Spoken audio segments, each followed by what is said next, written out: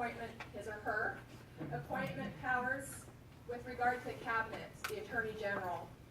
The Supreme Court of New Jersey has, I think, 7 seats, and this is, I'm an amateur at this, please correct me if I'm mistaken, 7 seats, 4 of which will be impacted by the next governor, if my research is correct. Either they're going to face, I think, Supreme Court justices in the state of New Jersey get a 7-year initial term appointed by the governor, and at that time they get reappointed for tenure, which would mean a not lifetime, to 70 years old, where there's a mandatory retirement. So 4 seats are, I think 3 are up for that question of tenure, and 1 is facing mandatory retirement in the next 4 years. So I think that it seems very consequential, this election, whichever side you're on. So I guess to that end, we did collect some questions, and I have a couple that we can maybe start the discussion with from the audience. Number 1, why can't an independent vote in the primary election, and how to get it changed? I guess that's the first question, whether or not that's true or not.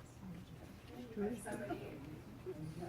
If you are an independently registered voter to vote in a primary is a contest between Democrats and a contest between Republicans to see who ends up being the opponents in the fall.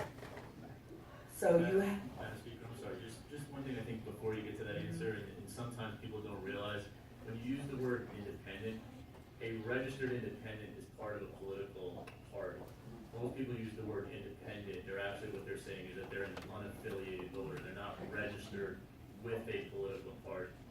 If you are not registered with a political party, you can vote in a New Jersey Democratic primary. You do not have to be registered with a political. You can vote in a Democratic or a Republican. If you are I just think it's important that people sometimes when they say can independents vote, it is important to, and this is good and educational. Independent is the independent party is a recognized political party in New Jersey. So if you're part of that party, they don't have a primary. You cannot vote in a Democratic or Republican primary. So I'm sorry, but I think you were getting to that point. I need to catch up. I just wanted to make sure that's great, and it's good that he's responding to that as a municipal chairperson here in the township of Montclair, because these are the kinds of things that chairpersons do. We didn't even get into a discussion about how targets operate. But I think what you will find some unaffiliated voters do on election day, if they want to vote for a particular candidate, you find all over Essex County, if people are Republican registered voters, they will change their registration to Democrat if they want to vote for a Democratic candidate. And the whole vice versa thing goes. So you will see people go back and forth, switching their registration based on their wanting to support a particular candidate in a primary election. You will find that. And in the primary, in certain districts, primary actually is the general election.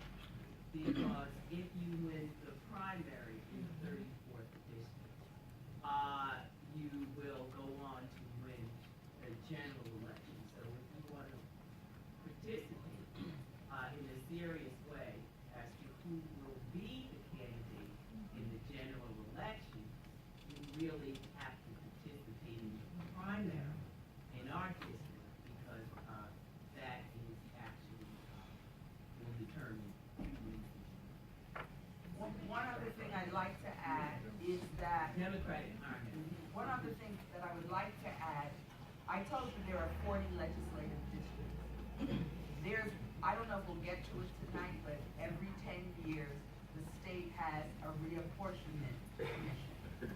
And they are a group of people who are appointed to go into a room over several weeks, and they determine how these district lines will be drawn. And we all learned about it in grammar school, gerrymandering. So that happens every 10 years. So when the issue comes up of how the districts get drawn, there are competitive districts and there are non-competitive districts. And what that means is in our district, District 34, it would be unimaginable to find a Republican being able to get elected to the legislature out of the 34th district. And that is because of the number of registered Democrats that reside in the 34th legislature. There are, and this is true all over the state, there are some districts that a Democrat could inconceivably never get elected in that particular district because the majority of the voters in that district are Republican. However, you will find that, for instance, in the last election cycle, down in the Shore area, there was a district with 3 Republicans. And miraculously, I mean, people fell off their chairs, that 2 Democrats were able to win assembly seats in that district. A lot of it has to do with the issues that are going on during that election cycle.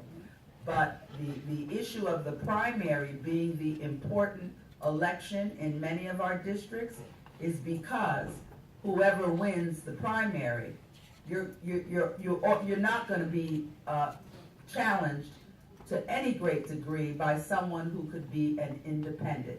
Now, one thing you need to know about independency as well. People declare a party to run. However, our state election law allows someone, after the primary is over, generally it is on primary day, to file petitions to run for office. And if you do that, that candidate is an independent candidate in the general election. And you will see a lot of, maneuvers often, depending on what community it is, people who could not successfully win a primary will that day file petitions and run for as an independent. So there are a lot of loopholes and quirks that you really have to pay attention to. Thank you for that. If I could just from the pattern of questions to follow up on that, could you speak more about the redistricting process and who makes those decisions, whether it's, I don't know, if each party has a commission? If we could talk about that. In the essence of time, I'm going to just briefly say that the reapportionment commissions, the Democrats get to appoint members to their clique, and the Democrats get to appoint to their side. Party chairs of counties weigh in very heavily in terms of who gets appointed. I think that, for lack of a better term, and Senator Gill will correct me if she can with a better term, but generally the power brokers within the state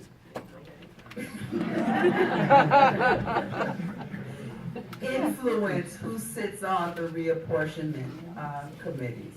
And the last go-round, I was speaker, I did serve on the reapportionment committee, and I will tell you that there are a lot of back and forth goes on, even amongst the commissioners, because taking a community out of a district or putting a community in a district can determine who can win an office in that district.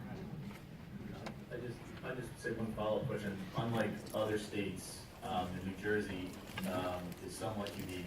The state legislature does not ratify state legislative or congressional districts.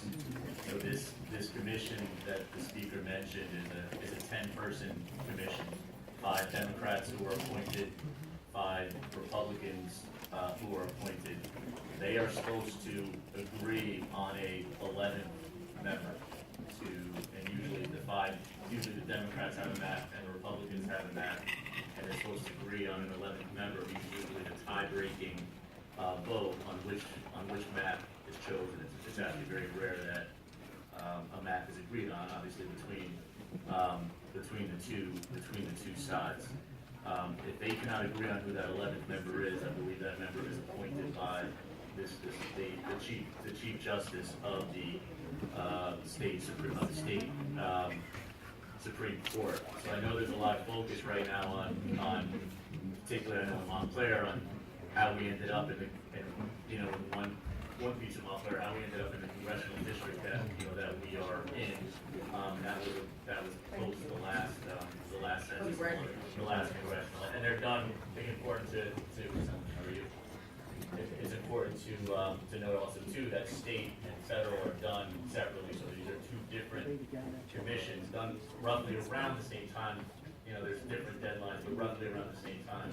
But there's one group that does the state, and then one group that does the federal. I also just wanted to mention, because it was brought up, that in 2017 there were only two, because I think what brought many people here tonight are people are anxious to participate and to get involved.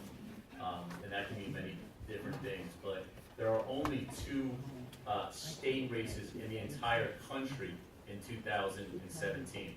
A governor's race in Virginia and a governor's race in New Jersey. So in addition, so New Jersey is one of only two states that in 12 years that has a governor's election. In 2018, you will have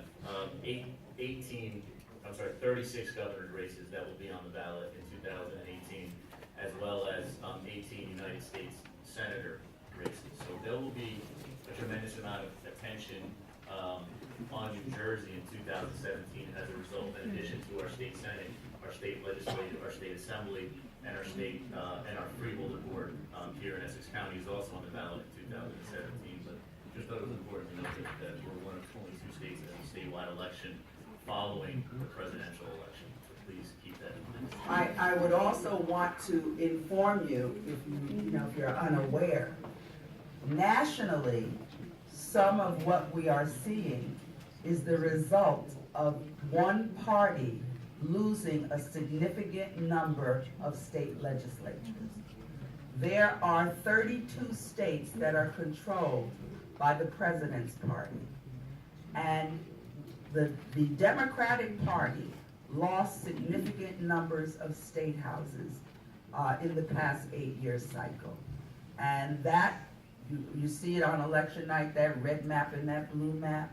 That's part of what led us to the situation that we are in today. And I'm saying that because this is a community that generally is a progressively voting community.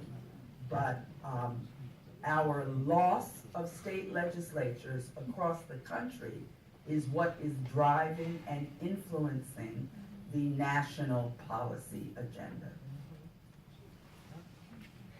I could add a little bit about the issue of redistricting. My name is Tom Giblin. I'm sorry I was late. Thank you so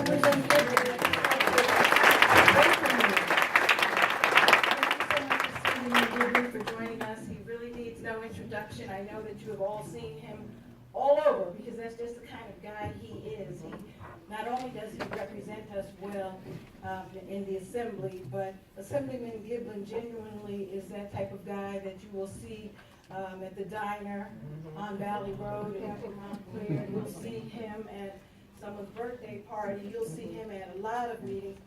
All of the people sitting up here. And so just like all of us in this room, it's really important that we lose this whole mentality of them against us, because especially people that are sitting up on this panel, they are one among us and they want to hear from us and they want to be able to know what's important to us, and we should know what's important to them so that we can assist them so that they can better represent us. So Assemblyman Giblin, I know how busy your schedule is, and I'm so grateful that you came this evening. Thank you so much for joining us. Okay, just one thing going back to the issue of reapportionment. You basically have two committees, as was mentioned by Freeholder Gill. One dealing with state representation in the Assembly and the Senate, and then of course on the federal level about carving out your congressional districts across the state. There's a little variation between both of them, as was stated, like with the State Reapportionment Committee. I happen to serve on that commission with the census after 2000. The interesting thing, which I know a lot of people in this room probably find hard to believe, The Chief Justice at that time was Debbie Porritz. When she was appointing the 11th member